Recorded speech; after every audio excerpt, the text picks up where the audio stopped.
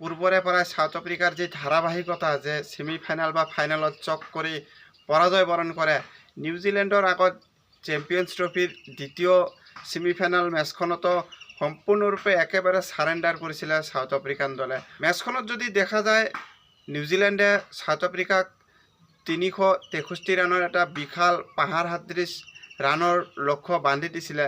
কিন্তু এই লক্ষ্য আগত লৈ সাউথ আফ্ৰিকান দলৰ অপেনিং যুটি ইমান এটা ভাল আৰম্ভণি দিব পৰা নাছিলে। পিছলৈ টেম্পা বাবুমাই কিছু আগুৱাই লৈ যাবৰ চেষ্টা কৰিছিল যদিও নিউজিলেণ্ডৰ স্পিন এটেকৰ আগত একেবাৰে সাউথ আফ্ৰিকান দলৰ বেটাৰসকলে টিকিব পৰা নাছিলে। আৰু সাউথ আফ্ৰিকান দলৰ বেটাৰসকলৰ কথা ক'ব গ'লে টেম্পা বাবুমায়ে ৫৭ ৰানৰ এটা ইনিংছ খেলিছিল যদিও এই বিশাল ৰানৰ লক্ষ্য আগত লৈ ছেট হোৱাৰ পিছতো আউট হোৱাটো অতি হতাশাজনক আছিল। তাৰোপৰি ভাণ্ডাৰ ডুচেনেও ৬৯ ৰান কৰিছিলে। ছেট হোৱাৰ পিছত মেচ যে ডিপলৈকে লৈ যোৱাৰ এটা প্ৰয়াস কৰিব লাগিছিল, সেই ক্ষেত্ৰত ব্যৰ্থ আছিলে সাউথ আফ্ৰিকান বেটাৰসকলে।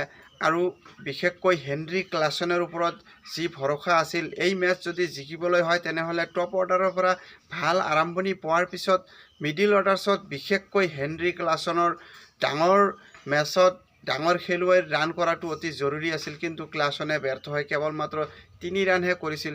অন্তিম মুহূৰ্তত ডেভিড মিলাৰে এটা তুফানী হতকীয় ইনিংছ খেলিছিল। ৬৭টা বলৰ সন্মুখীন কৰি ১০০ ৰানত অপৰাজিত হৈ আছিল যদিও নিউজিলেণ্ডে বান্ধি দিয়া এই লক্ষ্যৰ আগত কেৱল মাত্ৰ কিছু সন্মান ঘূৰাই অনাৰহে এটা ইনিংছ আছিলে। কিন্তু দলৰ যে জয়, সেই জয়ৰ ক্ষেত্ৰত চাব গ'লে এই ইনিংছ যেন কোনো ধৰণৰ নিউজিলেণ্ডৰ খেলুৱৈসকলৰ ওপৰত প্ৰেছাৰ ক্ৰিয়েট কৰিব পৰা নাছিল। কাৰণ মিলাৰক যি এটা সহায়ৰ প্ৰয়োজন আছিল, কোনো ধৰণে কোনো এজন বেটাৰেই মিলাৰক সহায় আগবঢ়াব পৰা নাছিল আৰু কোনো এজনেও মিলাৰৰ লগত এটা পাৰ্টনাৰশ্বিপ গঢ়িব পৰা নাছিল, যাৰ কাৰণে সাউথ আফ্ৰিকান দলে পুনৰ এবাৰ চক কৰিবলগীয়া হ'ল। আনফালে মিচেল ছেটনাৰৰ দুৰ্দান্ত বলিং, প্ৰথমতে টেম্পা বাবুমা, ভাণ্ডাৰ ডুচে আৰু হেনৰি ক্লাছনৰ দৰে ডাঙৰ উইকেটকেইটা লৈ সাউথ আফ্ৰিকান দলৰ একেবাৰে মেৰুদণ্ড ভাঙি দিছিল। আৰু ছেটনাৰে মিডিল অৰ্ডাৰ্ছত যি ধৰণে প্ৰেছাৰ মেইনটেইন কৰি বলিং কৰিছিল, একেবাৰে কোন বেটাৰে কোন ধৰণৰ শ্বট খেলে সেই সাপেক্ষেহে প্লানিং অনুযায়ী বলিং কৰিছিল, যাৰ কাৰণে সফলতা অৰ্জন কৰিবলৈ সক্ষম হৈছিল। আৰু ইয়াৰ পূৰ্বে যদি দেখা যায়, নিউজিলেণ্ডে চেম্পিয়ন্ছ ট্ৰফি ইতিহাসৰ সৰ্বাধিক ৩৬২ ৰানৰ স্ক'ৰ গঢ়িবলৈ সক্ষম হৈছিলে।